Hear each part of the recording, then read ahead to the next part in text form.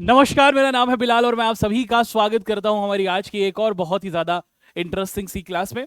हम लोग मुख्य तौर पर अपनी क्लास 9th के जो हमारे प्यारे बच्चे हैं उन सभी के साथ बात कर रहे हैं।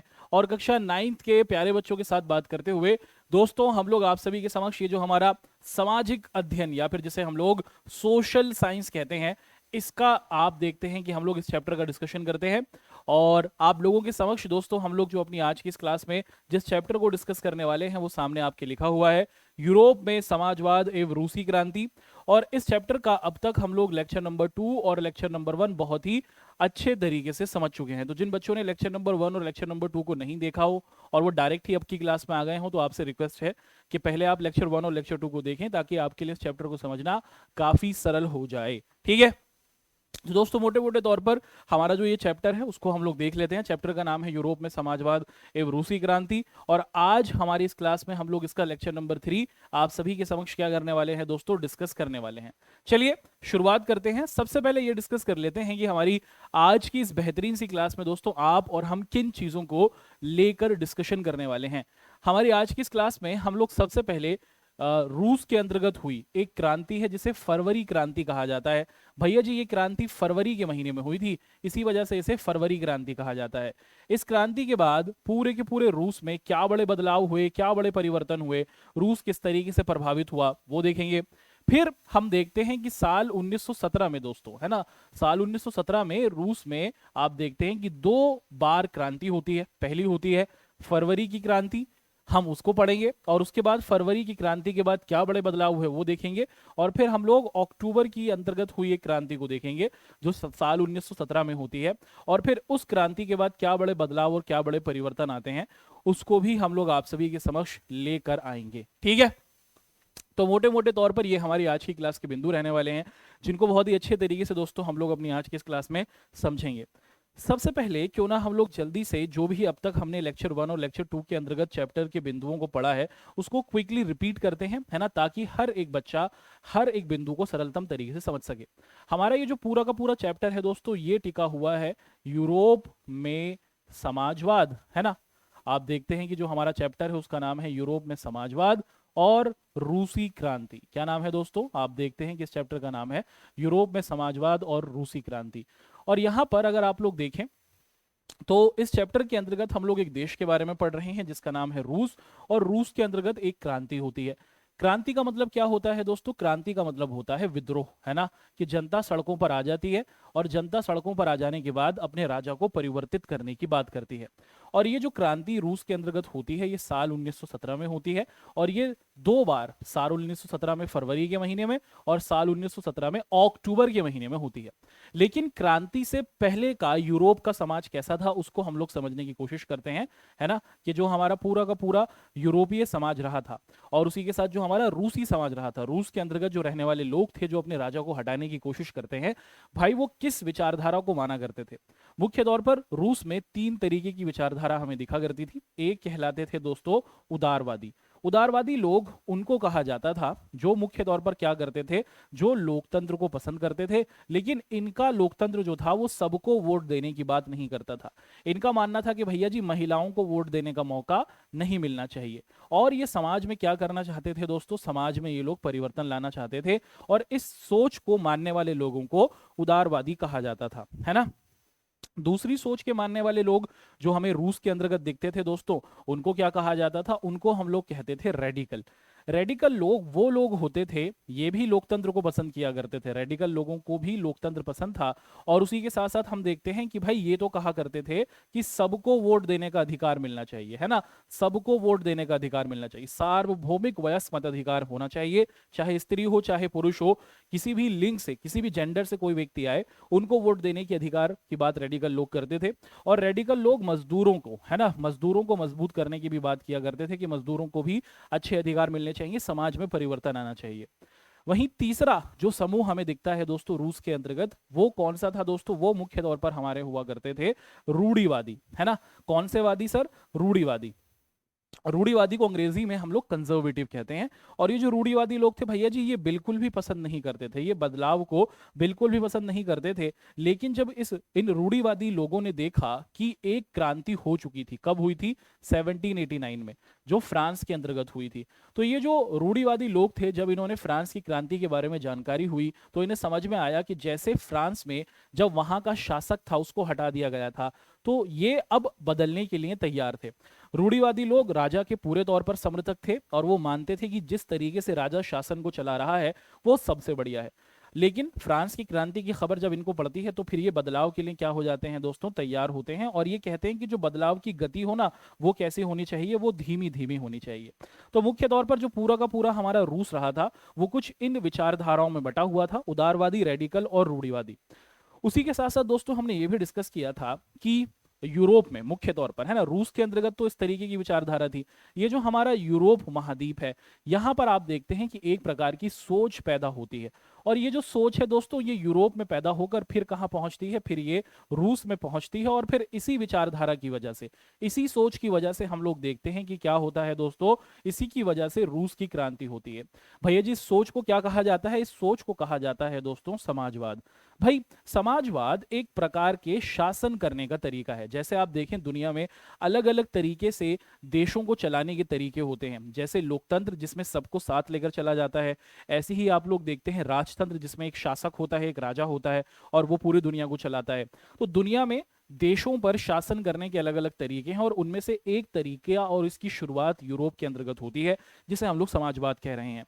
समाजवाद के अंतर्गत जो लोग थे या फिर जो समाजवाद के समर्थक थे, इन लोगों का ये कहना था कि भैया जी, दुनिया के अंतर्गत जितनी भी परेशानियां, जितनी भी समस्याएं, जितनी भी गड़बड़ियां आप देखते हैं, उसकी सबसे बड़ी वजह क्या है दोस्तों? उसकी सबसे बड़ी वजह है निजी संपत्ति। क्या है? निजी संपत्ति। के कुछ लोगों के पास प्राइवेट संपत्ति आ गई, कुछ लोगों ने जब दुनिया बनी, सृष्टि बनी, तो जो प्रॉपर्टी रही थी उस पर कब्जा कर लिया और इसी वजह से अमीर गरीब का अंतर बना। समाज में आप लोग देखते हैं कि ऊंच नीच का जो भेदभाव दिखता है, उसकी सबसे बड़ी वजह समाजवादियों के अनुसार सिर्फ निजी संपत्ति है। और समाजवादियों का यह मानना था कि हमें इस तरीके से समाज को बनाना होगा जिसमें क्या हो दोस्तों? जिसमें किसी भी प्रकार की कोई प्राइवेट प्रॉपर्टी किसी के पास ना हो।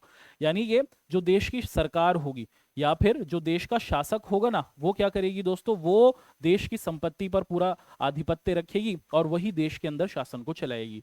तो ये जो सोच थी, ये यूरोप में पैदा होती है। और इस सोच को बनाने वाले, इस सोच को फैलाने वाले, इस सोच के अंतर्गत जो बड़े बड़े विचारक आए थे, उनके बारे में हमने डिस्कशन किया था। एक का नाम था कार्ल मार्क्स, और दूसरे कौन थे दोस्तों? दूसरे थे हमारे फेडरिक, है ना। तो इन दो लोगों के बारे में हमने डिस्कशन किया था। इन दोनों लोगों ने ही समाजवाद की विचारधारा को यूरोप में फैलाया और फिर ये यूरोप से धीरे धीरे होते हुए कहां पहुंचती है? रूस के अंतर्गत पहुंचती है। ठीक है।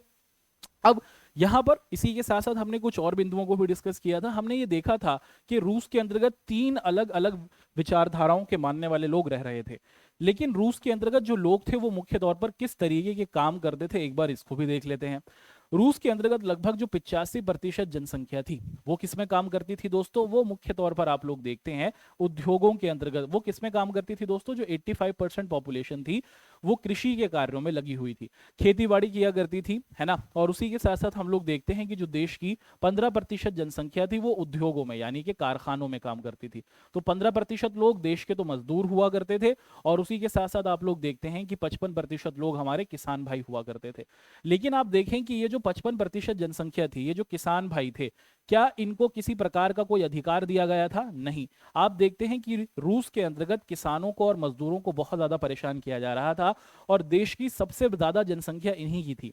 आप देखते हैं कि किसानों से खेती तो कराई जाती थी, इनसे खेती तो कराई जाती थी, लेकिन इन खेतों के जो मालिक थे, या तो वो जार होता था, जार का मतलब या तो राजा होता था, या फिर आप देखते हैं कि राजा ने अपने जमींदारों को बनाया हुआ था, जिनको सामंती कहा जाता था। और ये सामंती लोग जो थे, ये किसानों से अपने हिसाब से खेती कराते थे और फिर जितनी मजदूरी देनी होती थी अपनी मनमर्जी के हिसाब से दे दिया करते थे। काम के घंटे निर्धारित नहीं थे। तो पूरे तौर पर ये सामंती लोग किसानों को लूटते थे, परेशान करते थे, जिससे किसानों के दिल में गुस्सा था राजा के प्रति और वो राजा को हटाना चाहते थे। उसी के साथ साथ ये जो मजदूर थे, जो फैक्ट्रियों में काम करते थे दोस्तों, आप देखते हैं कि इन मजदूरों के साथ भी कुछ ऐसी ही कहानी थी। फैक्ट्रियों के जो मालिक थे, वो बहुत लंबे लंबे घंटों तक काम कराते थे, उनको कोई अधिकार नहीं दे रहे थे, उनकी रहने की जो जगह थी वो बहुत ज्यादा दुखदाई थी। और इसी वजह से जो जनता थी, वो राजा से एक प्रकार से गुहार करती है कि भाई हमारी समस्या की तरफ ध्यान दिया जाए। और आप देखते हैं कि एक घटना घट रही है। क्या घटती है दोस्तों? मुख्य तौर पर हम लोग देखते हैं कि एक घटना घटती है जो साल 1905 में होती है। और साल 1905 में आप देखते हैं कि जितने भी, है ना, साल 1905 में हम देखते हैं कि जितने भी मजदूर लोग थे वो बहुत ज्यादा परेशान थे। क्यों वो परेशान थे? क्योंकि उनके काम के जो घंटे थे वो निर्धारित नहीं थे, है ना। काम के जो घंटे थे वो निर्धारित नहीं थे। मजदूरों से 15-15, 18-18 घंटे काम कराया जा रहा है। उसी के साथ जितनी मजदूरी उनको मिलनी चाहिए उतनी मजदूरी उनको मिल नहीं रही थी। उसी के साथ हम देखते हैं कि जो हमारे मजदूर भाई साहब थे उनके लिए जो रहने की जगह थी वो भी अच्छी नहीं थी। तो पूरे तौर पर मजदूर परेशान थे। अपनी परेशानियों को लेकर क्या करते हैं ये मजदूर? राजा के महल के पास पहुंचते हैं। राजा कहाँ रहता था दोस्तों? राजा रहता था विंटर पैलेस, है ना, विंटर पैलेस। और जनता जब राजा के महल के बाहर पहुंचती है, जिसे विंटर पैलेस कहा जाता था, तो ये जो राजा क्या करता है दोस्तों, उस भीड़ पर जो राजा के सामने अपनी परेशानियां लेकर आई थी उन पर गोलियां चलवा देता है। और इस गोलीबारी में हम देखते हैं कि बड़े स्तर पर लोगों की जान चली जाती है।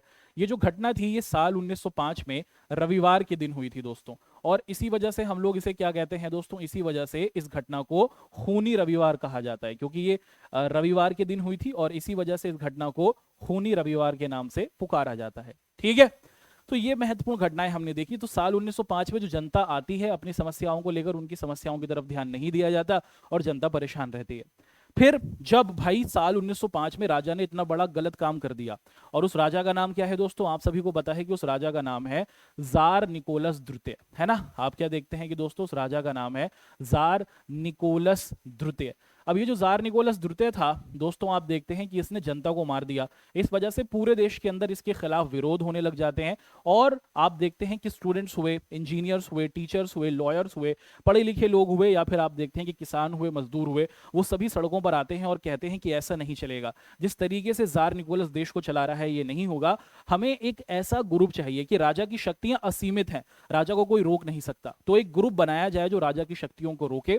और इसीलिए हम लोग क्या देखते हैं कि एक एक ग्रुप बनाया जाता है जिसे ड्यूमा कहा जाता है ना।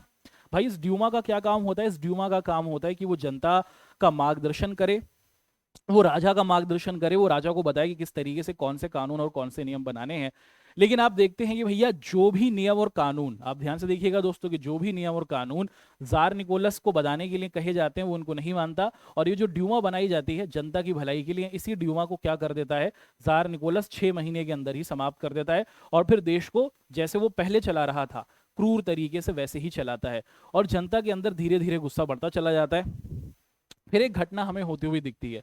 वो क्या घटना होते हुए दिखती है दोस्तों? हम मुख्य तौर पर देखते हैं कि दुनिया के अंतर्गत एक युद्ध शुरू हो जाता है ना। और इसे क्या कहा जाता है?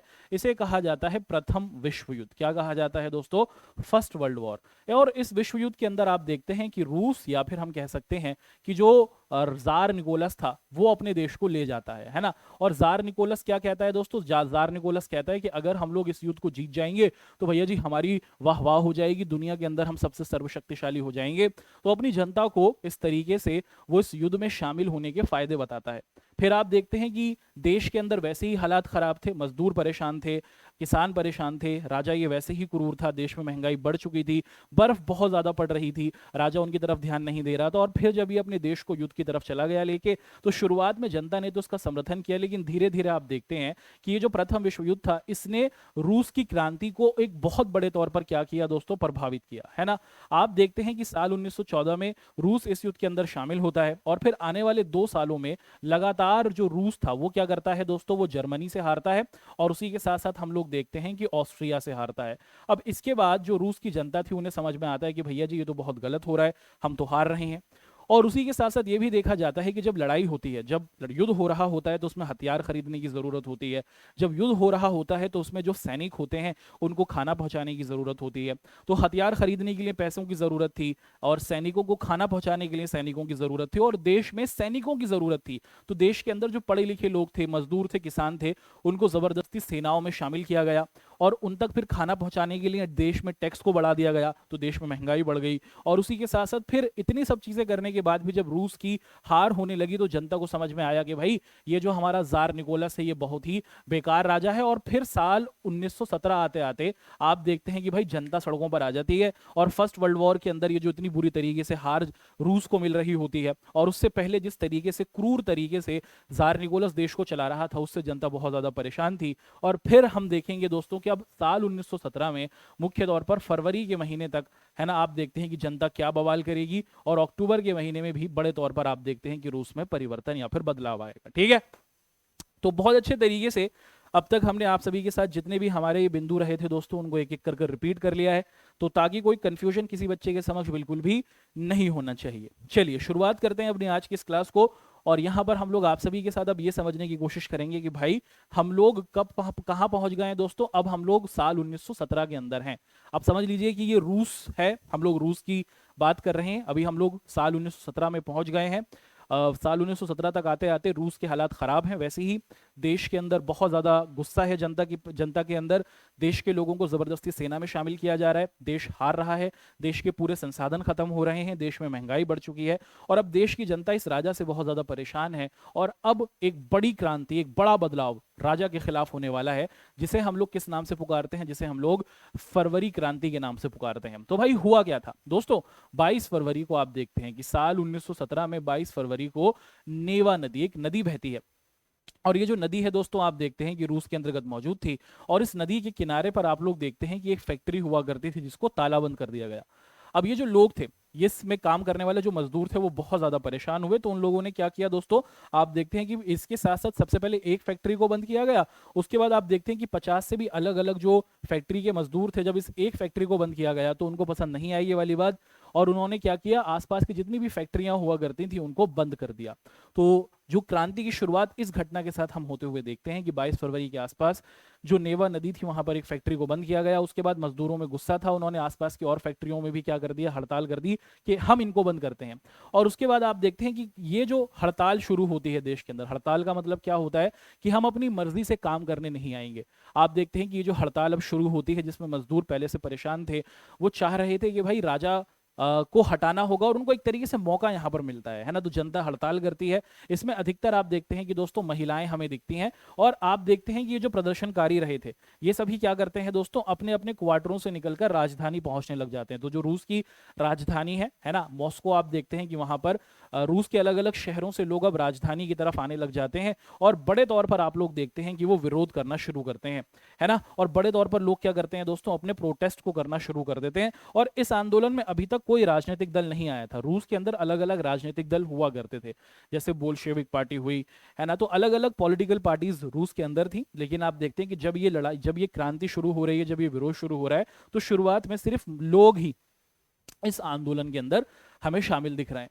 फिर क्या हुआ, जब लोग सड़कों पर आ गए, तो भाई आप क्या देखते हैं कि दोस्तों जो राजा था, जो सरकार थी, वो मुख्य तौर पर क्या करती है, देश के अंदर कर्फ्यू को लगा देती है। वो ये कहता है राजा कि कोई भी अगर सड़कों पे दिखे तो उनको मार दिया जाए। कुछ इस तरीके से आप देखते हैं कि ऑर्डर दिया जाता है, और शाम तक मुख्य तौर पर आप लोग देखते हैं कि जो प्रदर्शनकारी थे वो वापस चले जाते हैं।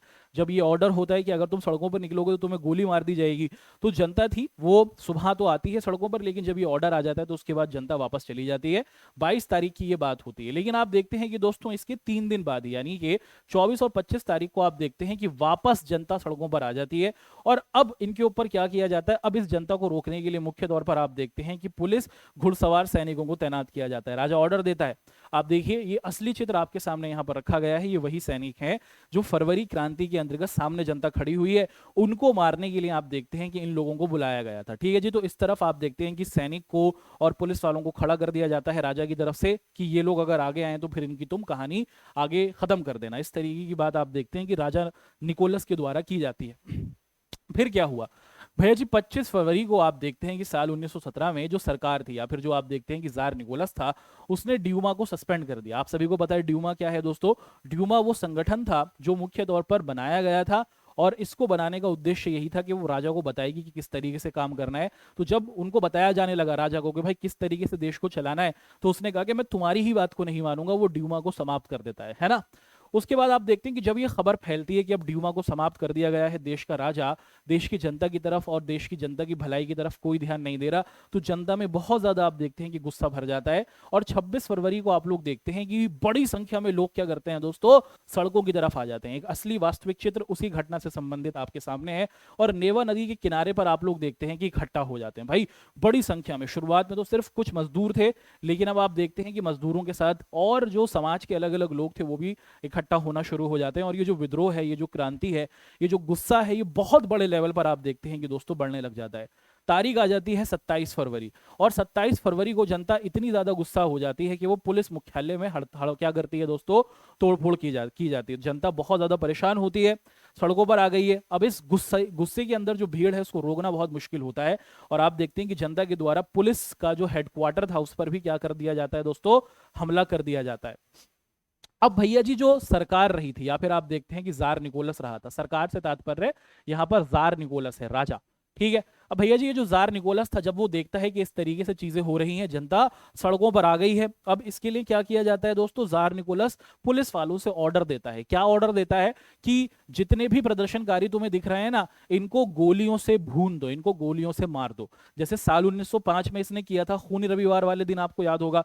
तो जैसे साल 1905 में इसने करवाया था, अपने ही लोगों को मरवाया था पुलिस के द्वारा और सेना के द्वारा, वैसा ही ऑर्डर जार निकोलस के द्वारा दिया जाता है। लेकिन अब इस बार साल 1917 में आप देखते हैं कि जो पुलिस वाले थे उनको समझ में आ जाता है कि भाई यहां पर गलती हमारे राजा की है, ये जनता सही कह रही है, जनता परेशान है, इनकी समस्याओं की तरफ ध्यान नहीं दिया जा रहा। और आप देखते हैं कि जो सेना थी, जो सैनिक थे, जो पुलिस वाले थे, वो गोलियां चलाने से इनकार कर देते हैं। क्या कर देते हैं दोस्तों, गोलियां चलाने से इनकार कर देते हैं, और उनको समझ में आ जाता है कि भाई राजा गलत है, राजा का साथ नहीं देना है। देखिए जब परिवर्तन होता है तो कुछ इतना बड़ा परिवर्तन आप होते हुए देखते हैं कि जो राजा के ही आप देखते हैं कि सेवक थे, फिर वो जनता के साथ मिलना शुरू हो जाते हैं। फिर क्या हुआ, फिर आप देखते हैं कि दोस्तों एक रेजिमेंट के ऑफिसर को गोली मार दी जाती है। फिर उसके बाद क्या होता है, जो सिपाहिया थे उन्होंने विरोध करना शुरू कर दिया। आप देखते हैं कि कुछ जो सैनिक रहे थे वो राजा के तब भी वफादार थे, और कुछ वफादार सैनिकों ने क्या किया, अपने ही सैनिकों में से एक को गोली मार दी। और उसके बाद आप क्या होता है कि जो सैनिक थे उनको समझ में आया कि हमें राजा का साथ नहीं देना है,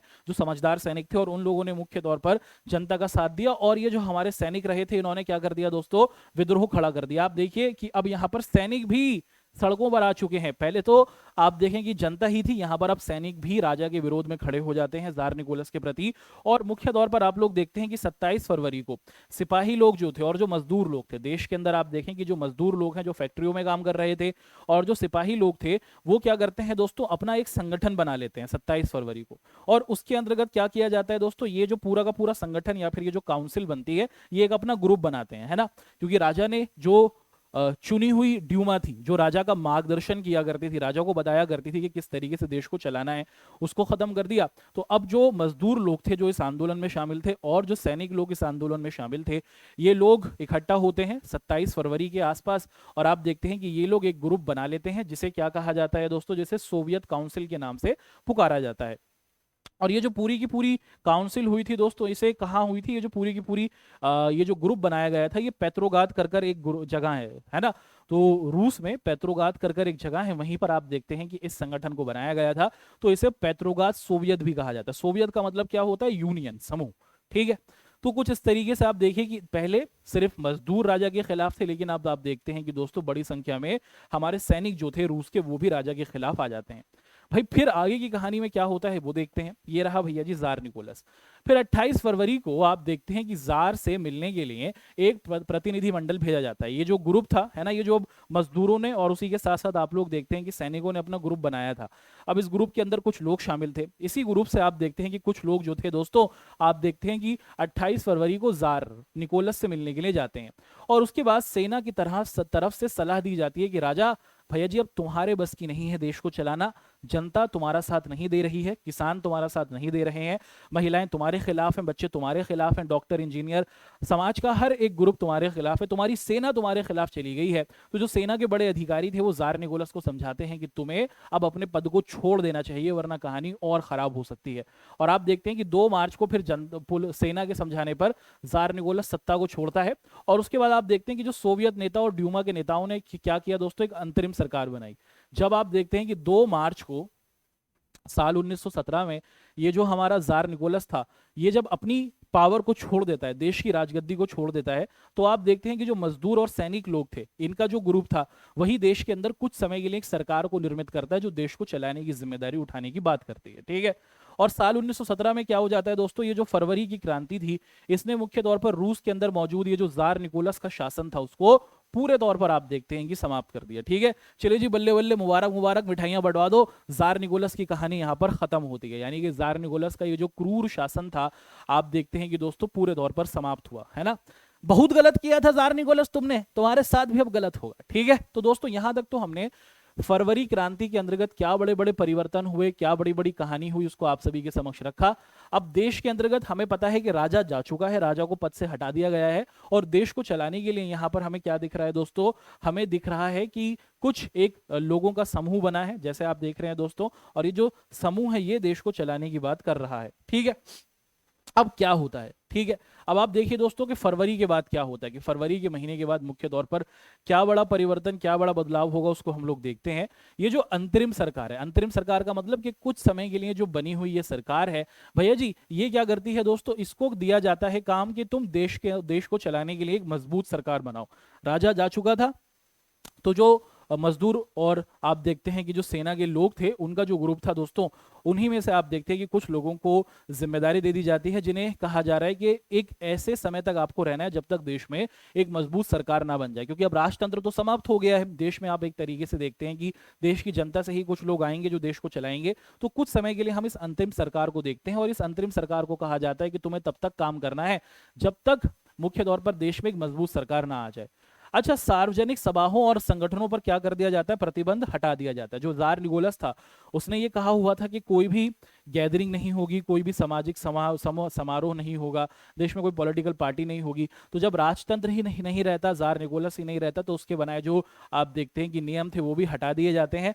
और उसी के साथ साथ आप देखते हैं कि हर जगह सोवियत का गठन होता है। सोवियत का मतलब कि हर जगह अलग अलग ग्रुप्स बनने शुरू हो जाते हैं, और लेकिन आप देखते हैं कि चुनाव का कोई जैसा सिस्टम नहीं होता, तो लोग अपने अपने क्षेत्र में, रूस इतना बड़ा था, आप देखते हैं कितने बड़े बड़े रूस में मुख्य तौर पर क्या किया जाता है, बहुत सारे ग्रुप्स बनने शुरू हो जाते हैं, और हर एक ग्रुप कहीं ना कहीं क्या करेगा, देश के अंदर पावर को प्राप्त करना चाहेगा, क्योंकि राजा तो जा चुका है। अब हर समूह जो बनने लगा है दोस्तों, वो ये कोशिश करेगा कि भाई अपन लोगों को पावर देश के अंतर्गत मिलनी चाहिए, है ना। तो आप देखिए दोस्तों, ये भी वो अंतरिम सरकार है जो रूस के अंदर मौजूद थी, जो मुख्य तौर पर जिम्मेदारी उठाए हुए थी कि जो रूस को आगे चलाएगी जार निकोलस के बाद। अब देखिए दोस्तों, हमने आप सभी को बताया था कि रूस के अंदर लेक्चर नंबर 2 में हमने डिस्कशन किया था कि एक ग्रुप बन चुका था, और उस ग्रुप को हम लोग किस नाम से पुकारते थे, उस पॉलिटिकल पार्टी को, उस राजनीतिक समूह को हम लोग कहते थे बोल्शेविक, है ना। बोल्शेविक क्या है दोस्तों, बोल्शेविक पार्टी है, एक राजनीतिक दल है। और जार निकोलस जो था दोस्तों, वो इस ग्रुप को बिल्कुल भी पसंद नहीं करता था। और ये कैसा ग्रुप है दोस्तों, ये एक समाजवादी ग्रुप है ना। समाजवादी जानते हैं ना आप, समाजवादी लोग कौन है, जो ये मानते हैं कि हर समस्या की जो जड़ है वो है निजी संपत्ति। तो आप देखते हैं कि रूस के अंदर ये जो समाजवादी लोग थे, उनकी एक पार्टी बनी हुई थी जिसका नाम था बोल्शेविक पार्टी, और इनका जो नेता था उसका नाम था लेनिन। तो जार निकोलस ने लेनिन को क्या किया था, देश से बाहर भगवा दिया था। लेकिन जब जार निकोलस का ही शासन नहीं रहता, तो आप क्या देखते हैं दोस्तों, अब कहानी के अंदर हमारी एंट्री होती है किसकी दोस्तों, आप देखते हैं कि लेनिन भाई साहब वापस आते हैं। फरवरी में आप देखते हैं कि जार निकोलस के खिलाफ विद्रोह हुआ, मार्च में उसको हटा दिया गया, और अप्रैल में आप देखते हैं कि साल 1917 में भैया जी हमारे लेनिन भाई साहब वापस रूस आ जाते हैं। आ गए भैया जी, आ गए, देखिए गाड़ी में खड़े हुए हैं, जनता को दिखा रहे हैं, हे मैं आ गया। तो आप देखिए दोस्तों, कुछ इस तरीके से जो हमारे लेनिन भाई साहब थे, ये रूस के अंदर आ जाते हैं। और उसके बाद आप क्या देखते हैं दोस्तों, ये रूस में आने के बाद 3 मांगे रखते हैं, है ना। तो 3 बड़ी मांगे प्रस्तुत करते हैं, और ये जो 3 मांगे थी दोस्तों, इन्हीं को एक नाम से जाना जाता है जिसे कहा जाता है अप्रैल थीसिस, है ना। तो अप्रैल के महीने में 3 बड़ी मांगों को आप देखते हैं कि ये प्रस्तुत करते हैं अंतरिम सरकार के सामने, जो देश को कुछ समय के लिए संभाल रही है, लेनिन भाई साहब। और ये जो मांगे रही थी, इस मांगों को एक नाम से पुकारा जाता है जिसे कहा जाता है अप्रैल थीसिस। लेनिन भाई साहब ने कहा कि भैया जी जो युद्ध समाप्त कर दिए जाएं, कि देश के अंदर मुख्य तौर पर जो युद्ध है, विद्रोह है, वो समाप्त किया जाए, और उसी के साथ साथ जमीन किसानों को दे दी जाए, है ना। इसका ये कहना था लेनिन का कि देश में जो युद्ध है वो पूरे तौर पर समाप्त हो। जो फर्स्ट वर्ल्ड वॉर चल रहा है, जो फर्स्ट वर्ल्ड वॉर में हम लोग शामिल हुए, इस युद्ध को खत्म करो। और उसके बाद मुख्य तौर पर वो ये कह रहा है कि देश के अंदर जो जमीन है वो किसानों को दे दी जाए, और बैंकों का राष्ट्रीयकरण किया जाए, यानी कि जो देश के अंदर बैंक हैं वो सरकारी बैंक हो, देश की सरकार ही क्या करे, सभी बैंकों को अपने पास रखे, और देश के अंदर पैसा कितना छपे, देश में कितना पैसा कहां पर लगाना है, उसकी सारी पावर देश की सरकार के पास हो। लेनिन ये 3 मांगे आप देखते हैं कि रखता है अप्रैल थीसिस के अंतर्गत। उसके बाद आप देखते हैं कि जो बोल्शेविक पार्टी थी, है ना, बोल्शेविक पार्टी, या फिर आप देखते हैं कि जो लेनिन की पार्टी थी, वो मुख्य तौर पर क्या करती है, अपना नाम पलट लेती है, और उसका नाम क्या बन जाता है दोस्तों, उसका नाम बनता है कम्युनिस्ट पार्टी ऑफ रूस, है ना। तो पहले इसको बोल्शेविक पार्टी के नाम से जाना गया, लेकिन आप देखते हैं कि जो नए लोग थे, लोगों को अपने साथ जोड़ने के लिए अपना नाम बदल लेते हैं, और ये अब अपने आप को कम्युनिस्ट पार्टी के नाम से पुकारते हैं। बोल्शेविक पार्टी कह लीजिए या फिर कम्युनिस्ट पार्टी कह लीजिए, ये एक ही ग्रुप होता है। अच्छा, ये जो बोल्शेविक पार्टी के लोग रहे थे, या फिर आप देखते हैं कि भाई साहब जो लेनिन के साथ लोग रहे थे दोस्तों, इनमें से अधिकतर लोगों को लगता था कि जो समाजवादी क्रांति के लिए अभी समय उचित नहीं है ना। इन लोगों को लगता था कि अभी तो राजा गया है, अभी तो राजा को हटा दिया है ना, और अभी अंतरिम सरकार है। तो अधिकतर लेनिन के साथियों को ये लग रहा था कि अब अगर हम लोग समाजवाद को लाना चाहें कि देश के अंदर हर एक चीज सरकार की होगी, देश के अंदर प्राइवेट प्रॉपर्टी को खत्म कर दिया जाएगा, देश में सिर्फ आप देखते हैं कि सरकारी संपत्ति रहेगी। बहुत से जो लेनिन के साथी थे उनका यह मानना था कि अभी समय नहीं है, हम बदलाव लाएंगे, हम भी बदलाव लाएंगे, हम समाजवाद को पूरे तौर पर शामिल करेंगे रूस के अंदर, लेकिन अभी थोड़ा समय लगा के करेंगे, है ना। उनका मानना था, वो ये लोग चाहते थे, लेनिन और लेनिन के साथी ये लोग चाहते थे कि अंतरिम सरकार को कुछ दिन दिए जाए, है ना, कि भैया जी राजा के जाने के बाद, जार निकोलस के जाने के बाद ये जो अंतरिम सरकार है इनको कुछ टाइम दिया जाए, ये किस तरीके से देश को चला रहे हैं एक बार इनको चलाने दिया जाए, अगर ये सही तरीके से नहीं चलाएंगे तो फिर हम लोग संभालने की कोशिश करेंगे। लेकिन आप देखते हैं कि महीने गुजरते चले जाते हैं और महीने गुजरते गुजरते कोई बड़ा फैसला इस अंतरिम सरकार के द्वारा नहीं किया जाता। ये जो अंतरिम सरकार होती है ये कुछ अच्छे बड़े परिवर्तन नहीं करते हुए दिखती है। और अब देश के अंदर एक पावरफुल व्यक्ति आ चुका है ना, लेनिन, और ये लेनिन क्या करेगा दोस्तों, बड़ा बदलाव लाने की कोशिश करेगा। लेनिन और लेनिन के साथी क्या करेंगे दोस्तों, महीने गुजर जाते हैं, जब कोई बड़ा बदलाव होते हुए नहीं देखते, एक अच्छा परिवर्तन लोगों के लिए होते नहीं देखते, तो फिर ये एक बहुत बड़ा आप देखते हैं कि बदलाव लाने की कोशिश करते हैं। फिर क्या हुआ भैया जी, हम देखते हैं कि गर्मियां आ चुकी होती हैं और गर्मी के महीने में आप देखते हैं कि जो मजदूरों का एक आंदोलन फैलने लग जाता है। मजदूर लोग परेशान थे, इन्होंने विद्रोह किया, जार निकोलस को हटा दिया, अंतरिम सरकार को जिम्मेदारी मिल गई देश को चलाने की। लेकिन अंतरिम सरकार ने अभी भी मजदूरों की समस्याओं का हल नहीं किया। मजदूरों को अभी भी लूटा जा रहा था, मजदूरों से अभी भी बहुत ज्यादा काम कराया जाता था। मजदूरों का जीवन जैसे राजा के समय था और अंतरिम सरकार के समय भी हम लोग देखते हैं कि उनका जीवन वैसे ही गुजर रहा था। तो बहुत बड़े स्तर पर हम देखते हैं कि हमारे मजदूर लोग बहुत ज्यादा परेशान थे और वो अब आंदोलन करने की बात करते हैं, वो सड़कों पर आने की शुरुआत कर देते हैं। और औद्योगिक क्षेत्रों में, यानी कि जितने भी बड़े बड़े कारखाने वाले क्षेत्र थे, वहां पर आप देखते हैं कि बहुत सारी ट्रेड यूनियन, मजदूरों के ग्रुप बनने शुरू हो जाते हैं और बड़ी संख्या में आप लोग देखते हैं कि रूस के अंदर बहुत सारे समूह बनने शुरू होते हैं। और जून के महीने में आप लोग क्या देखते हैं दोस्तों, जून के महीने में all Russian conference of Soviet, मजदूरों का एक ग्रुप बनता है ना, रशिया के अंदर, रूस के अंदर जितने मजदूर लोग थे ना, वो अपना एक बहुत बड़ा संगठन बनाते हैं।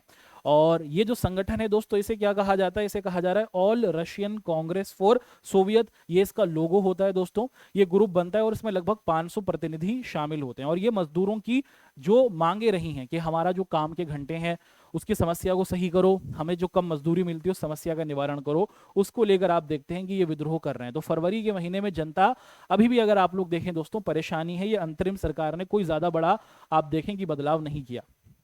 फिर आप लोग क्या देखते हैं दोस्तों, इन गतिविधियों से जब देश के अंदर आप लोग देखें कि देश की जनता परेशान अभी भी थी राजा के जाने के बाद भी, और ये जो अंतरिम सरकार, ये जो ग्रुप बना था भैया जी, ये अभी भी सही तरीके से देश को चलाने में असमर्थ था। तो आप देखते हैं कि ये जो अंतरिम सरकार के लोग थे ना, इनको लगने लगा कि भाई इनकी जो शक्तियां हैं वो कम हो जाएंगी, है ना। इन अंतरिम सरकार के लोगों को, जितने भी ये लोग थे जिनको देश को संभालने की जिम्मेदारी मिली थी राजा के जाने के बाद, इन लोगों को ये लगा कि जैसे ये जो मजदूर लोग सड़कों पर आ गए हैं और उसी के साथ साथ ये जो बोल्शेविक लोग, लेनिन और लेनिन के साथी लोग आ गए हैं, तो कहीं ये भारी ना पड़ जाए हम पर। तो ये जो अंतरिम सरकार के लोग थे कुछ ज्यादा बड़ा बदलाव तो कर नहीं पाए, और इनको डर ये लगा कि कहीं लेनिन के साथी और मजदूर लोग इकट्ठा ना हो जाएं और फिर हमारी कहानी खत्म ना हो जाए। ये आप देखते हैं कि डर इनको दिखता है। और इसीलिए ये जो अंतरिम सरकार थी क्या करती है दोस्तों, ये बहुत बड़े बड़े कदम लेने की शुरुआत करती है। सबसे पहले जुलाई के महीने में, साल 1917 में ही आप देखते हैं कि बोल्शेविकों के द्वारा किए जा रहे प्रदर्शनों को कठोरता से हटा दिया जाता है ना। ये जो अंतरिम सरकार थी ये कहती है कि जो समाजवादी लोग हैं, जो लेनिन के साथी हैं, अगर ये किसी तरीके का कोई विरोध कर रहे हैं, कोई प्रदर्शन कर रहे हैं, तो इसको हम पूरे तौर पर रोकते हैं। जैसे जार निकोलस ने किया था, कुछ ऐसा ही काम देखिए दोस्तों अब ये भी करने लग जाते हैं, क्योंकि इनको लगता है कि इनके साथ जो पावर है वो इनसे छीन सकती है। तो आप देखते हैं कि अंतरिम सरकार फैसले करती है कि जितने भी बोल्शेविक लोग होंगे, जितने भी समाजवादी लोग होंगे, उनको पसंद नहीं किया जाएगा, है ना। अब धीरे धीरे हम लोग देखते हैं कि जब ये घटनाक्रम होता है, तो जब ये बोल्शेविक नेता जो थे, जब ये ऑर्डर दे दिया जाता है अंतरिम सरकार के द्वारा कि भैया जी जितने भी बोल्शेविक लोग होंगे उनको पकड़ो, तो बहुत सारे जो नेता थे वो अंडरग्राउंड हो जाते हैं, जमींदोज हो जाते हैं, गांव गांव में जाकर छुप जाते हैं। और उसी के साथ आप देखते हैं कि जो किसान थे वो सोशल रिवॉल्यूशन नेता क्या है दोस्तों, मजबूती होता है। जो बहुत से जो बोल्शेविक नेता रहे थे वो किसानों के घरों में दूर दराज के इलाकों में जाकर छुपते हैं, और फिर धीरे धीरे आप देखते हैं कि समय गुजरता चला जाता है, और साल 1917 में जुलाई से सितंबर के बीच में आप देखते हैं कि जो किसान थे वो क्या करते हैं दोस्तों, वो मुख्य तौर पर थोड़े पावरफुल हो जाते हैं, और किसान लोग अब जमींदारों से जमीनों को छीनने लग जाते हैं। देखिए, मजदूर अपना ग्रुप बना चुके हैं, बोल्शेविक लोगों ने ना एक तरीके से भैया आग लगाने का काम कर दिया है ना। तो राजा के जाने के बाद जब जार निकोलस चला गया, ये जो अंतरिम सरकार आई थी ना, ये लोकतंत्र को पसंद कर रही थी। इनका मानना था कि देश को लोकतांत्रिक तरीके से चलाया जाए, देश में सरकार हो, देश में चुनाव हो। लेकिन समाजवादी लोगों को ये बात पसंद नहीं थी। समाजवादी लोग आए, उन्होंने मजदूरों को भड़काया, मजदूरों के अधिकार जो थे उनके बारे में उनको जगाया। किसानों को भी उन्होंने क्या किया दोस्तों, मोटिवेट किया, और किसानों ने आप देखिए कि सितंबर तक के महीने तक आते आते बहुत सी जो जमीनें थी उन पर कब्जा कर लिया, जिन पे पहले जमींदार या फिर राजा का शासन हुआ करता था। अब आगे क्या हुआ, अब दोस्तों यहां पर हम देखते हैं कि भैया जी अक्टूबर का महीना आ गया साल 1917 में। अब यहां पर हम लोग देखेंगे दोस्तों कि अक्टूबर का महीना आ गया, और अब इस अक्टूबर के महीने में बहुत बड़ा काम आप होते हुए देखेंगे। ठीक है, तो अक्टूबर का महीना आ गया है दोस्तों, मुबारक हो, साल 1917 की बात हो रही है। और फरवरी में क्या हुआ था उसको हम लोग देख ले। हमारा जो लेनिन था दोस्तों, लेनिन जो था उसको ये डर था कि कहीं ये जो अंतरिम सरकार है ना, ये तानाशाही ना बन जाए। तानाशाही का मतलब कि ये भी जार निकोलस की तरह ना देश को कब्जे में कर ले। तानाशाही का मतलब होता है कि जब किसी कोई आपका जो विरोधी हो उसको समाप्त कर दिया जाए। तानाशाह या फिर तानाशाही सरकार उसको कहा जाता है कि कोई आपका अगर विरोधी हो तो आप उसे समाप्त कर देंगे, आप उसे मार देंगे, आप सिर्फ अपना शासन रखेंगे, देश की जो पूरी पावर होगी वो कुछ लोगों के पास होगी, देश में सब लोग उन्हीं लोगों के अधिकार और उन्हीं लोगों के रहमो करम पर जिएंगे। उसको तानाशाही या फिर डिक्टेटरशिप कहा जाता है। तो लेनिन को यह डर लगने लगा था कि कहीं ऐसा ना हो जाए कि जो अंतरिम सरकार के लोग हैं ये इस पावर को प्राप्त करने के चक्कर में दीवाने ना हो जाएं। फिर आप लोग देखिए दोस्तों क्या होता है कि 15 अक्टूबर को साल 1917 में आप देखते हैं कि लेनिन जो था वो पेट्रोग्राद नामक जो इलाका था और अपनी जो बोल्शेविक पार्टी थी, है ना, बोल्शेविक पार्टी क्या है दोस्तों, बोल्शेविक पार्टी मतलब समाजवादी लोग, और पेट्रोग्राद सोवियत अगर आपको याद होगा, आपको याद है कि जो मजदूर लोग थे, और उसी के साथ साथ आप सभी को पता है कि जो सैनिक लोग थे, है ना, याद है ना आपको, जी हाँ। तो मजदूर और सैनिकों ने जिस ग्रुप को बनाया था उसे पेट्रोग्राद सोवियत कहा गया था, याद है आपको, जी हाँ। और जो लेनिन के साथी थे, जो समाजवादी विचारधारा को मानते थे, उनको बोल्शेविक पार्टी कहा जाता था। तो लेनिन ने चालाकी चली, उसने मजदूरों को और सैनिकों को और उसी के साथ साथ अपनी पार्टी के जो लोग थे उनको क्या किया दोस्तों, उनसे कहा कि भैया जी हमें सत्ता को कब्जे में करना होगा, हमें देश की पावर को लाना होगा। तो लेनिन मीटिंग करता है जिसके अंतर्गत वो सैनिकों को भी बुलाता है, मजदूरों को भी बुलाता है, और इसके बोल्शेविक पार्टी के लोग तो इसके अंदर शामिल होते ही हैं। और वो इनसे कहता है कि भैया जी ये जो अंतरिम सरकार है, ये जो राजा को जाने के बाद चला रही है, ये सही तरीके से काम नहीं कर रहे हैं, हमें देश की पावर को पकड़ना होगा।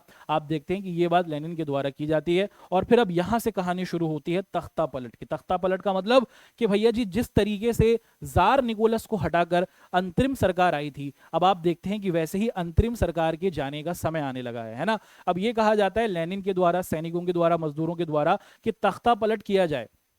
और उसके अंतर्गत आप लोग देखते हैं कि ये तैयारी की जाती है कि ये जो अंतरिम सरकार है ना, ये जो अंतरिम सरकार है, इसी को क्या किया जाएगा दोस्तों, इनके पास से जो पावर है उसको हटाया जाएगा और एक ग्रुप बनाया जाता है। क्या कहा जाता है दोस्तों, एक मिलिट्री ग्रुप, एक सैनिकों का ग्रुप बनाया जाता है जिसे मिलिट्री रेवोल्यूशन कमेटी का नाम दिया जाता है। और इस कमेटी का जो आप देखते हैं कि नेता होता है उसे लियान त्रोस्की नाम दिया जाता है। तो लियान त्रोस्की करके लेनिन का एक चेला था, लियान त्रोस्की, उसको क्या कर दिया जाता है दोस्तों, आप मुख्य तौर पर देखते हैं कि उसको जिम्मेदारी दी जाती है कि तुम अपना एक मिलिटेंट ग्रुप बनाओ जो क्या करेगा दोस्तों, जो इस अंतरिम सरकार से लड़ने की कोशिश करेगा। ठीक है, अब आप देखिए दोस्तों होता क्या है। ठीक है, तो अब एक ग्रुप बन चुका है पूरे तौर पर।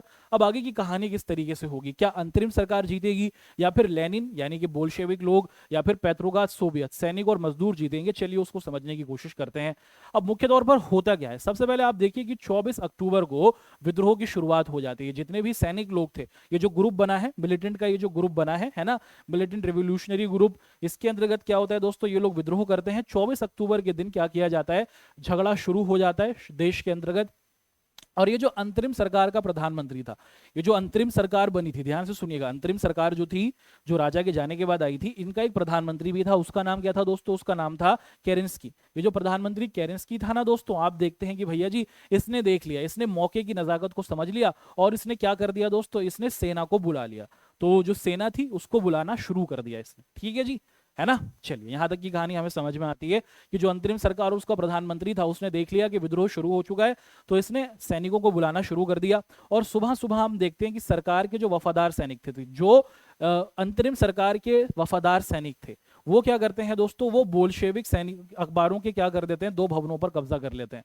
तो भाई देश के अंदर अब लड़ाई झगड़ा शुरू होने वाला है, मारकाट बड़े तौर पर आप देखते हैं कि होने वाली है। एक तरफ अंतरिम सरकार की सैनिक होगी और दूसरी तरफ बोल्शेविक के लोग होंगे, बोल्शेविक के सैनिक होंगे। अब झगड़ा होने वाला है, देखते हैं कि किसकी यहाँ पर लड़ाई होगी, है ना। फिर आप लोग क्या देखते हैं कि बड़े तौर पर जो बोल्शेविक लोग थे, जो समाजवादी लोग थे, जो लेनिन के साथी थे, ये मुख्य तौर पर ज्यादा थे। ये क्या कर देते हैं दोस्तों, ये देश के अंदर टेलीफोन और टेलीग्राफ क्या होता है, चिट्ठी विट्ठी भेजने के लिए उस समय एक सिस्टम हुआ करता था, उस पर पूरे तौर पर कब्जा कर लेते हैं। और ये जो विंटर पैलेस था, जहां पर पहले राजा रहता था और बाद में फिर ये प्रधानमंत्री रहने लगा था, उस पर क्या किया जाता है दोस्तों, कब्जा कर लिया जाता है। तो भैया बड़े तौर पर आप लोग देखते हैं कि दोस्तों बोल्शेविक लोग धीरे धीरे क्या होने लगे हैं दोस्तों, भारी पड़ने लग जाते हैं। ठीक है, तो ये जो बोल्शेविक लोगों की मिलिट्री रिवॉल्यूशन कमेटी होती है, ये क्या करती है दोस्तों, ये हरकत में आ जाती है और ये बड़े तौर पर जो सरकारी दफ्तर होते हैं, जो गवर्नमेंट ऑफिस थे अंतरिम सरकार के, उनको कब्जे में किया जाता है। बहुत सारे जो मंत्री थे उनको बंदी बना दिया जाता है ना। बहुत सारे जो मंत्री लोग थे उनको आप देखते हैं कि बंदी बनाया जाता है, जनता सड़कों पर आ जाती है और बड़े तौर पर यह तैयारी शुरू हो जाती है कि अब इस अंतरिम सरकार को समाप्त करना है और देश के अंदर जो पावर है वो बोल्शेविक लोगों के पास रखनी है। कुछ ऐसी कोशिश आप देखते हैं कि की जाती है। फिर आप लोग क्या देखते हैं दोस्तों, उसी दिन आप देखते हैं कि उसी समय अक्टूबर के महीने में ही हम लोग देखते हैं कि अरोरा नामक एक युद्धपोत होता है। युद्धपोत का मतलब एक बहुत बड़ा पानी का जहाज है, एक बहुत बड़ा आप देखते हैं कि पानी का जहाज है, जिससे आप देखते हैं कि जिससे जो सबमरीन होती हैं वो शूट की जाती थी। तो रूस के पास एक अरोरा नामक आप देखते हैं कि एक युद्धपोत हुआ करता था बहुत बड़ा। उसके अंतर्गत क्या किया जाता है दोस्तों, उसके जरिए विंटर पैलेस पर बमबारी होती है। तो विंटर पैलेस पर बॉम्ब शूट किए जाते हैं। विंटर पैलेस आप देखते हैं कि नोवा नदी के सामने था, उसी नदी के अंदर इस युद्धपोत को लाया जाता है और यहां से बम शूट किए जाते हैं और विंटर पैलेस को तबाह करने की कोशिश आप देखते हैं कि बोल्शेविक सैनिकों के द्वारा की जाती है। और नेवा नदी में आप लोग देखते हैं कि ये युद्धपोत आ जाते हैं और कई ठिकानों पर आप देखते हैं कि अटैक किया जाता है। तो बहुत बड़े तौर पर आप देखते हैं कि शहर के अंदर हाहाकार मचना शुरू हो जाता है ना। आप देख सकते हैं दोस्तों, जनता जो है, जो सैनिक है, वो धीरे धीरे विंटर पैलेस की तरफ बढ़ते हुए आपको दिख रहे हैं। फिर क्या होता है भैया जी, आप देखते हैं कि जो नेवा नदी थी, इसके आसपास आप देखते हैं कि अन्य युद्धपोत भी आ जाते हैं और कई ठिकानों पर ये तैनात हो जाते हैं और धीरे धीरे रात हो जाती है। फिर रात होते होते जो बोल्शेविक लोग थे, है ना, बोल्शेविक लोग क्या कर लेते हैं, वो पूरे के पूरे शहर पर कब्जा कर लेते हैं। तो जो प्रधानमंत्री था, कौन प्रधानमंत्री था दोस्तों, ये जो प्रधानमंत्री था केरेंस्की, भैया जी ये तो भाग जाता है, मौके की नजाकत को समझते हुए गांव के क्षेत्र की तरफ चलने लग जाता है। वहीं इसके जो और मंत्री थे पकड़े जाते हैं, उनको बंदी बनाया जाता है, महल पर अटैक कर दिया जाता है। उसके बाद आप देखें कि शाम आते आते तक जो लेनिन के साथी थे वो पूरे शहर के ऊपर क्या कर लेते हैं, कब्जा कर लेते हैं। और बहुत से जो मंत्री थे वो देखते हैं कि भैया जी अब तो जान की क्या है दोस्तों, जान जाने की समस्या है। तो बहुत से आप देखते हैं कि जो मंत्री थे वो आत्मसमर्पण कर देते हैं कि भाई साहब हमको ना मारा जाए।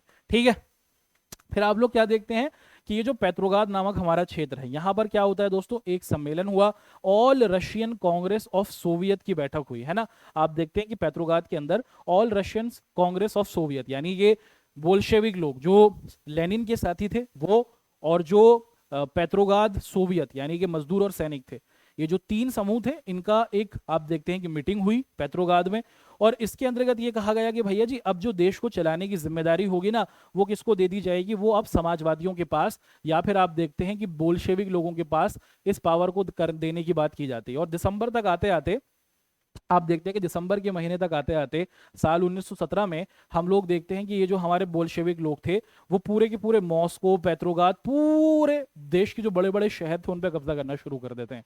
ठीक है, तो धीरे धीरे ये तय होना शुरू हो जाता है कि जितने भी हमारे बोल्शेविक लोग हैं वो पूरे देश के ऊपर शासन को संभालेंगे। अब क्या होगा, है ना, अक्टूबर में ये क्रांति हो गई।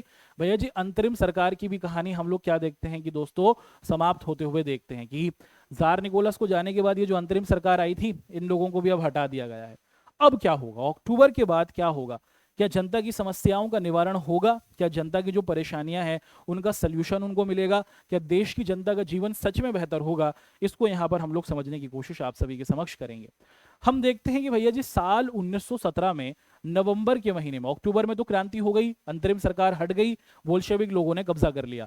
अब बोल्शेविक लोग यानी फिर आप देखते हैं कि जो लेनिन थे, समाजवादी लोग थे, है ना, अगर मैं कह रहा हूं दोस्तों, कंफ्यूज मत होइएगा, अगर मैं कह रहा हूं बोल्शेविक, है ना, उसी के साथ साथ अगर मैं कह रहा हूं समाजवादी, और उसी के साथ साथ मैं अगर कह रहा हूं लेनिन, तो भैया जी ये एक ही है ना दोस्तों, लेनिन के साथ ही ये तीनों एक ही हैं, है ना, कंफ्यूज मत होइएगा। तो हम देखते हैं कि साल 1917 में नवंबर के महीने में अधिकतर जो कारखाने थे, क्योंकि अब देश पर बोल्शेविक लोगों का, समाजवादियों का या फिर लेनिन का कब्जा हो गया था, तो इन्होंने सबसे पहले देश के अंदर जितने भी बैंक थे उनको सरकारी बैंक बनाया, कि देश के अंदर जितने भी बैंक होंगे उनका स्वामित्व, उनका मालिक देश का, देश के अंदर ये बोल्शेविक लोग ही होंगे, वही इसको चलाएंगे। और ये कह दिया गया कि जो जमीन है ना वो समाज की संपत्ति है। देखिए, ये बोल्शेविक लोग समाजवादी हैं और इनका मानना था कि देश की जो प्रॉपर्टी होती है वो देश की सरकार की होती है। देश के अंदर कोई व्यक्ति ये नहीं कह सकता कि ये जो जमीन है ना ये मेरी अपनी है, देश की पूरी प्रॉपर्टी देश की सरकार की है। देश की सरकार आपको कुछ समय के लिए उस जमीन का प्रयोग करने के लिए कह सकती है, घर बना लो, खेत बना लो, कारखाने बना लो। तो आप देखते हैं कि बोल्शेविक लोग सबसे पहले बैंकों का नेशनलाइजेशन करते हैं, सारे बैंकों को सरकारी बैंक बना देते हैं, और उसके बाद देश की जो सारी प्रॉपर्टी थी उसे देश की सरकार की प्रॉपर्टी घोषित कर देते हैं, और किसानों को सामंतों की जमीन पर कब्जा करने की इजाजत दे देते हैं। और ये कह दिया जाता है कि जो जमींदार लोग हैं इन्होंने जमीनों पर कब्जा किया हुआ, ये नहीं चलेगा, बल्कि किसानों को जिम्मेदारी दी जाए। तो किसानों को आप देखते हैं कि इजाजत दी जाती है कि तुम्हें जमीन मिलेगी। तो आप देखते हैं कि बड़े स्तर पर जो किसान लोग थे उनको आप देखते हैं कि जमीन मिलना शुरू हो जाता है।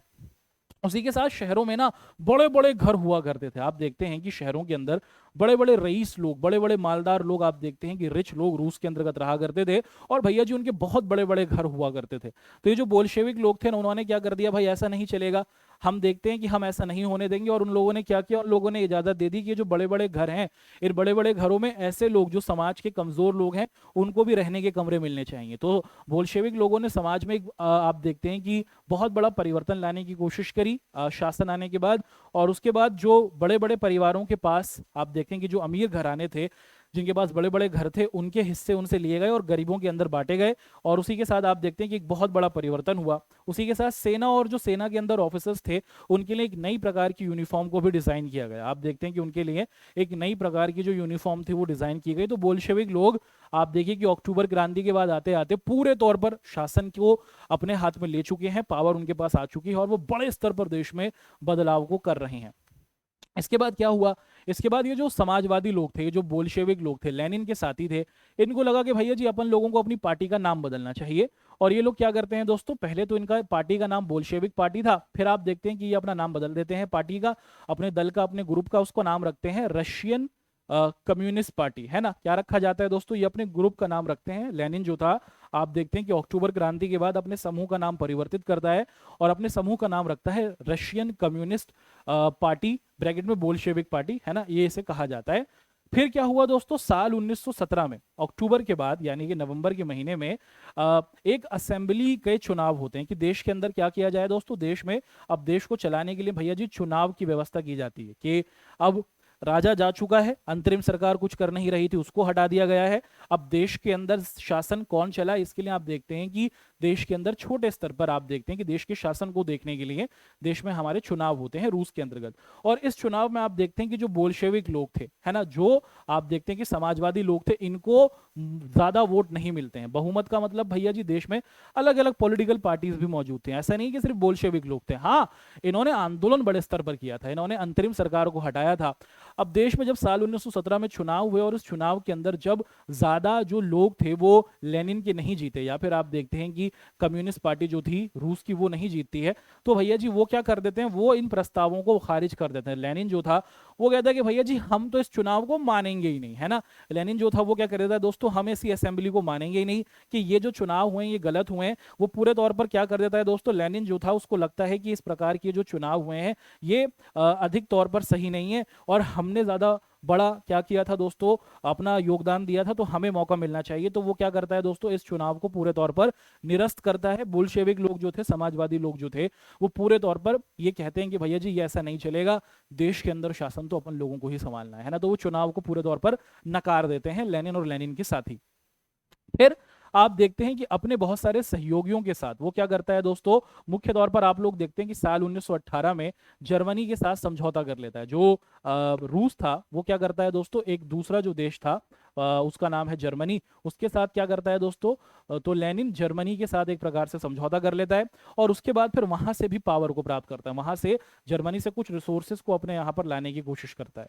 समय गुजरता चला जाता है और उसके बाद आप देखते हैं कि all Russian Congress of Soviet के चुनावों में भाग लेने वाली अकेली पार्टी रह जाती है बोल्शेविक पार्टी, और फिर उसके बाद All Russian of Congress Soviet ही देश का पार्लियामेंट बन जाती है। फिर आप देखते हैं कि मुख्य तौर पर देश में जो और पॉलिटिकल पार्टीज थी क्या करते हैं, ये जो लेनिन था ना, उन सभी पॉलिटिकल पार्टीज को धीरे धीरे समाप्त करने लग जाता है और अब देश के अंदर सिर्फ लेनिन की जो पार्टी है वही देश के अंदर रहती है।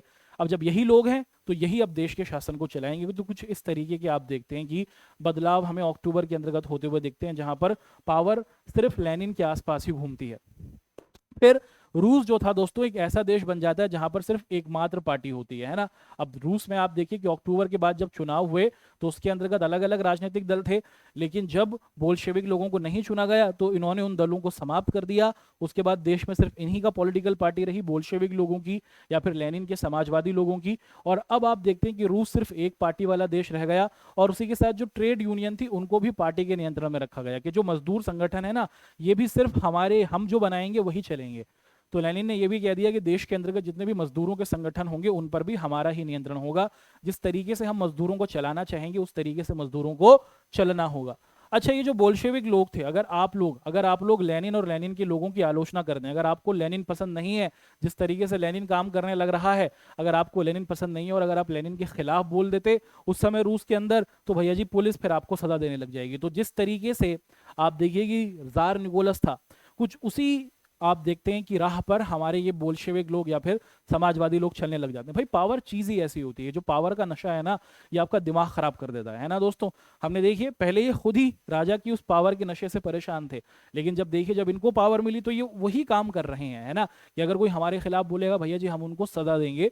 आप देखते हैं कुछ इस प्रकार से काम करने लग जाते हैं। और जो बोल्शेविक लोग थे यानी कि जो लेनिन के लोग थे, उन्होंने सेंसरशिप लगानी शुरू कर दी। सेंसरशिप का मतलब कि हमारे खिलाफ कोई भी कलाकार बात नहीं करेगा, कोई मूवी हमारे खिलाफ नहीं बनेगी, कोई गाना हमारे खिलाफ नहीं बनेगा, किसी प्रकार से कोई अखबारों में हमारे खिलाफ बात नहीं होगी। तो आप देखते हैं कि अगर कोई भी लेखक समाचार इनके खिलाफ लिख देगा तो उसे पूरे तौर पर आप देखते थे कि सजा दी जाती थी, और बोल्शेविक लोग इस बात को बिल्कुल भी पसंद नहीं कर रहे थे। तो यहां तक तो दोस्तों हमने आप सभी के समक्ष मुख्य तौर पर यह समझा कि ये जो पूरा का पूरा हमारा क्या रहा दोस्तों, पूरा का पूरा ये जो हमारी क्रांति रही है, जो हमें होते हुए दिखी है, कहां पर होते हुए दिखी है दोस्तों, हमें होते हुए दिखी है रूस के अंतर्गत। हमने आज की क्लास में फरवरी क्रांति को पढ़ा, फरवरी के बाद के क्रांति के बाद क्या हुआ, अक्टूबर क्रांति को पढ़ा, और अक्टूबर के बाद क्या हुआ उसको हमने देखा। तो अक्टूबर क्रांति के बाद मुख्य तौर पर हमने ये देख लिया कि अब पूरे तौर पर देश के अंतर्गत जो बोल्शेविक लोग हैं, है ना, उनका शासन आ चुका है। और अब क्या होगा, क्या ये बोल्शेविक लोग अब तक सिर्फ मॉस्को और पेट्रोग्राद नामक जो बड़े शहर हैं उन पर कब्जा कर चुके हैं, क्या पूरे देश में इनका कब्जा हो जाएगा? और लेनिन किस तरीके से देश को चलाएगा? क्या लेनिन की भी कहानी खत्म होगी और फिर एक नया नेता आएगा? इसको हम लोग अपनी नेक्स्ट क्लास के अंदर आप सभी के साथ डिस्कस करेंगे। आज की क्लास के क्विज के क्वेश्चंस को स्टार्ट करते हैं। पहला सवाल है, 1917 की पहली रूसी क्रांति को हम लोग किस नाम से पुकारते हैं? बहुत ही बेहतरीन हमारा ये क्वेश्चन है, बहुत ही महत्वपूर्ण हमारा ये सवाल है। तो साल 1917 में दोस्तों हम लोग देखते हैं कि जो पहली क्रांति हुई है जो रूस के अंतर्गत हुई है, उसे हम लोग फरवरी की क्रांति के नाम से जानते हैं, जिसमें जार निकोलस क्या होता है दोस्तों, उसको उसके पद से हटा दिया जाता है। याद है ना आपको? जी हाँ। चलिए बढ़ते हैं आगे, अगला सवाल देखते हैं। नेक्स्ट क्वेश्चन है कि रूस में अंतरिम सरकार में कौन सा समूह प्रभावशाली नहीं था? इनमें से वो कौन लोग थे जो आपको दिखता है कि जो अंतरिम सरकार थी उनमें शामिल नहीं थे? और सैनिक अधिकारी, भूस्वामी, किसान या फिर उद्योगपति? तो हम देखते हैं कि रूस में जब जार निकोलस समाप्त हो जाता है उसकी कहानी, और उसके बाद हम लोग क्या देखते हैं दोस्तों, उसके बाद मुख्य तौर पर फरवरी की जो ये क्रांति हुई जिसके तहत जार निकोलस को हटा दिया गया, तो एक अंतरिम सरकार बनी थी। इस अंतरिम सरकार में कुछ सैनिक के अधिकारी भी थे, बड़े बड़े जमींदार भी लोग शामिल थे, और इंडस्ट्रियलिस्ट भी थे। किसानों को इसके अंतर्गत अवसर नहीं दिया गया था, तो किसान लोग इसके अंतर्गत शामिल नहीं थे दोस्तों। अगला सवाल देखते हैं। नेक्स्ट क्वेश्चन आपके सामने है, ये जो पेट्रोग्राद सोवियत थी या फिर जो पेट्रोग्राद समूह बना था, ये किसने बनाया था? किसानों ने, सिपाहियों ने और हड़ताली मजदूरों ने, भूस्वामियों ने या फिर फैक्ट्री मजदूरों ने, आप सभी को पता है कि जब राजा ने ऑर्डर दिया था कि भाई मार दो, इन सभी मजदूरों को मार दो, तो जो सैनिक थे उन्होंने हथियार गिरा दिए थे, कहा था कि हम ऐसा नहीं करेंगे, ये हमारे ही भाई हैं। और फिर सैनिकों ने और उसी के साथ साथ यानी कि सिपाहियों ने और मजदूरों ने मिलकर जो अपना ग्रुप बनाया था उसे कहा गया था पेट्रोग्राद सोवियत, जो साल 1917 में आप देखते हैं कि बना था। अगला सवाल है वो देखते हैं कि रूस में राजशाही का अंत कब हो गया। रूस के अंदर जो राजा का राज था, राजतंत्र कब समाप्त हुआ? फरवरी 1907, फरवरी 1917, अक्टूबर 1907 या फिर अक्टूबर 1917? आप सभी को पता है कि फरवरी 1917 के बाद मुख्य तौर पर 2 मार्च को अगर हम देखें तो राजशाही पूरे तौर पर समाप्त हो जाती है। ऑप्शन जो बी है दोस्तों वो हमारा बिल्कुल सही बनता है। फरवरी की क्रांति के बाद राजा की कहानी समाप्त हो जाती है। अगला सवाल है कि अक्टूबर 1917 से पहले रूस का शासक कौन था? अक्टूबर 1917 से पहले रूस का शासन कौन था? तो जार निकोलस प्रथम, जार जार जार निकिता प्रथम, जार निकिता द्वितीय, जार निकोलस प्रथम या फिर जार निकोलस द्वितीय?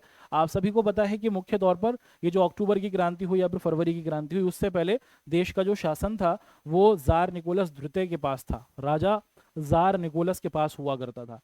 अगला सवाल, रूस के जो सत्ता थी, है ना, रूस के अंदर हम देखें जो पूरा का पूरा हमारा रशिया रहा था, उसकी सत्ता पर उसकी पावर समाजवादी या फिर बोल्शेविक या फिर लेनिन के लोगों ने कब कब्जे में कर ली? अक्टूबर 1917 में, सितंबर 1917 में, फरवरी 1917 में या फिर नवंबर 1917 में? हम सभी को पता है कि अक्टूबर 1917 में ये जो लेनिन के लोग थे इन्होंने क्या कर दिया था, देश की जो अंतरिम सरकार थी उसको हटा दिया था और पूरे देश के ऊपर अपना कब्जा करना शुरू कर दिया था, है ना। तो अक्टूबर 1917 नहीं दोस्तों माफ कीजिएगा, यहां पर हम देखते हैं कि रूस के लोगों ने किस समय समाजवादियों ने कब्जा कर लिया था? हाँ, अक्टूबर 1917 में इन लोगों ने देश की जो पावर थी उसको कब्जे में करना शुरू कर दिया। फिर आने वाले समय में इन्होंने मॉस्को को जीता और फिर और शहरों को भी जीता था। हमारा ये ऑप्शन सही है। अगला सवाल है कि रूस में अक्टूबर 1917 की जो क्रांति थी वो किस तारीख को की गई थी? एक बहुत ही अच्छा सवाल है और इसका आंसर आप लोगों को देना है कि अक्टूबर के अंदर जो क्रांति होती है वो मुख्य तौर पर किस तारीख को शुरू हो जाती है?